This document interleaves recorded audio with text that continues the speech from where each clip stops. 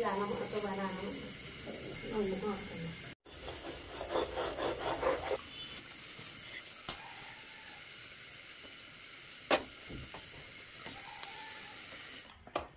Public না, বেচারা নিজে চলতে পারে না।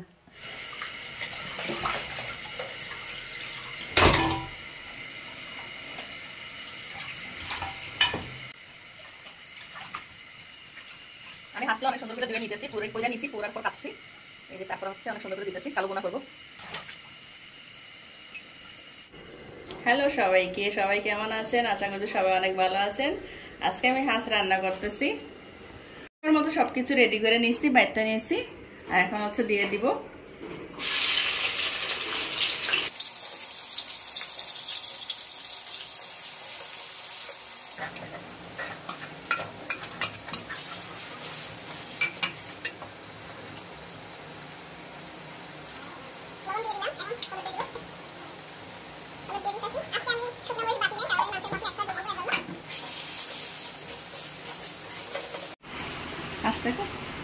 এখন হচ্ছে 2টা হাঁস 3 কেজির মতো।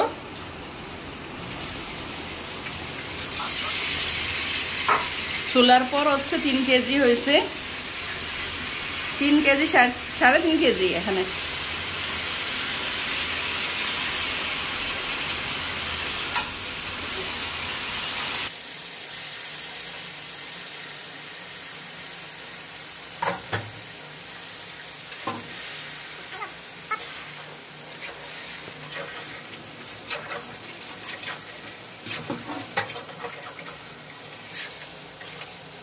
আমি এখনো পানি দেই নাই, এই পানি শুকিয়ে একদম কষা কষা হয়ে যাবে, ভাজা ভাজা তেল বের হবে, তখন আমি পানিটা দিব।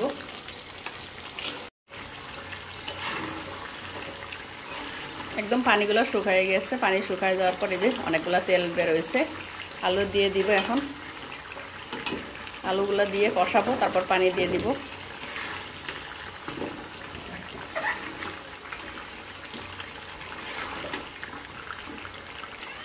এখন হচ্ছে পানি দিয়ে দিব।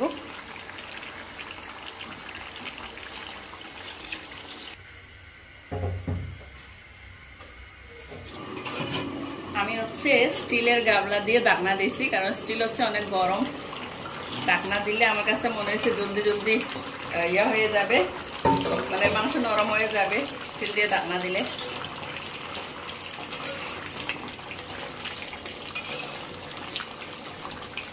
এখন হচ্ছে আমি রসুনগুলো দিয়ে দেবো, কারণ রসুন পছন্দ করি।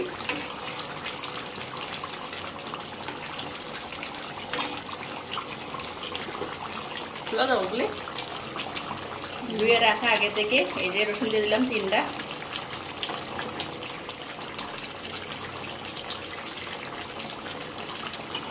যারা যারা রসুন পছন্দ করেন অবশ্যই অবশ্যই আপনারা রসুন দিবেন।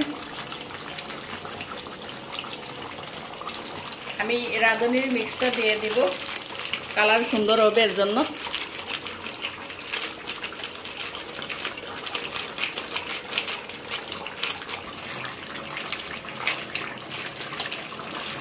আমি সবগুলাই দিয়ে দিব। আমি কিন্তু ময় মশলা সবগুলাই বাছছি, কিন্তু শুধু গুঁড়া মরিচ বাটি নাই।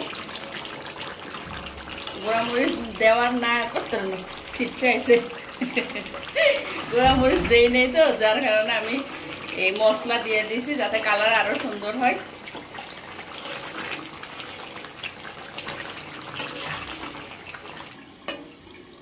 এখন আমরা দেখি হয়ে গেছে কিনা, আমার তরকারি কতটুকু হয়েছে। হয়ে গেছে, আপনারা দেখতে পাচ্ছেন অনেক সুন্দর তেল আসছে উপর দিকে উঠে, কালার সুন্দর হয়েছে। আর বেশিক্ষণ রাখলে এটা লাইগা যাবে, লাইগা গেছে একটু।